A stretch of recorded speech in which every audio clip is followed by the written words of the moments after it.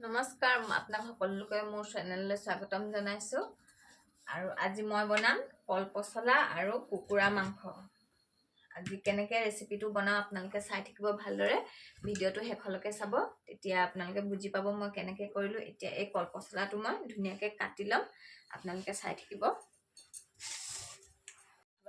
প্ৰথমতে মই কল পচলাটো কাটি লৈছো কাৰণ মোৰ আনি থোৱা দিন হৈছিলে, সেইকাৰণে অকমান কলা কলাকে পৰিছে। মই কল পচলাটো ধুনীয়াকৈ কাটি লওঁ।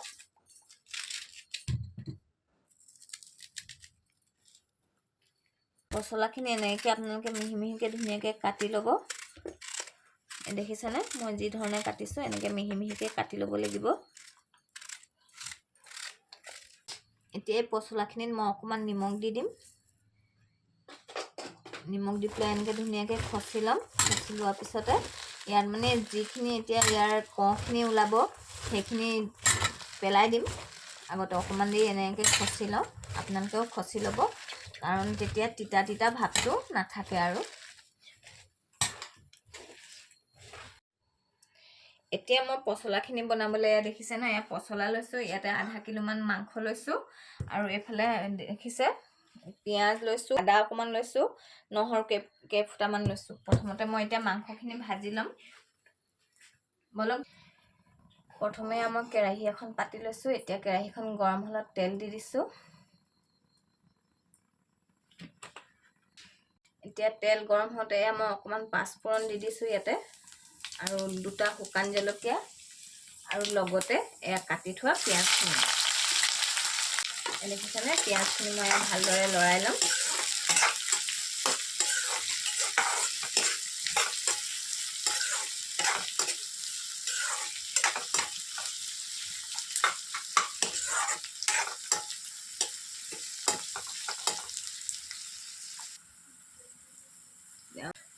এতিয়া পিঁয়াজখিনি আধা ভজা হওঁতে মই ইয়াত নহৰু আদা খুন্দি থোৱা আছিলে এইখিনি দি দিছোঁ। লগতে এইখিনি দি আকৌ অলপ দেৰি ভালকৈ লৰাম।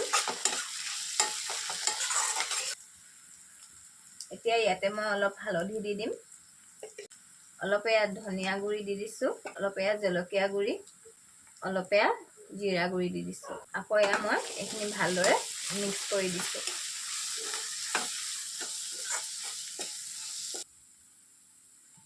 এতিয়া মোৰ এই মছলাখিনি ভজা হৈ গৈছে। মই এইখিনি কিন্তু চব গুড়ি মছলা ব্যৱহাৰ কৰিছোঁ। এতিয়া কাটি থোৱা এই মাংসখিনি মই ইয়াতে দি দিছোঁ। মাংসখিনি দি আকৌ ইয়াত মই ভালদৰে লৰাই দিম।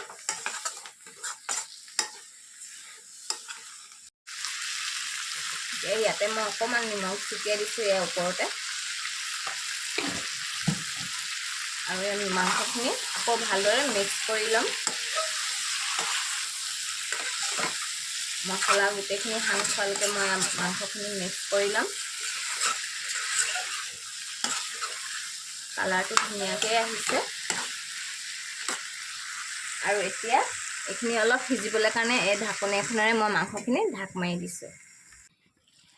এয়া এতিয়া আমাৰ মাংসখিনি ধুনীয়াকৈ আধা সিজা হৈ গৈছে। দেখিছেনে ধুনীয়া কালাৰ এটা আহিছে। মাংসখিনি আধা সিজা হ'লগৈ।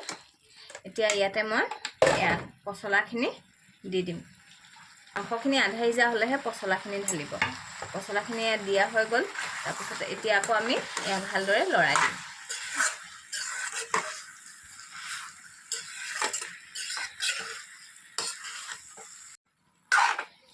এয়া মাংসখিনি মই পচলাখিনিৰ লগত ধুনীয়াকৈ মিক্স কৰি দিছোঁ।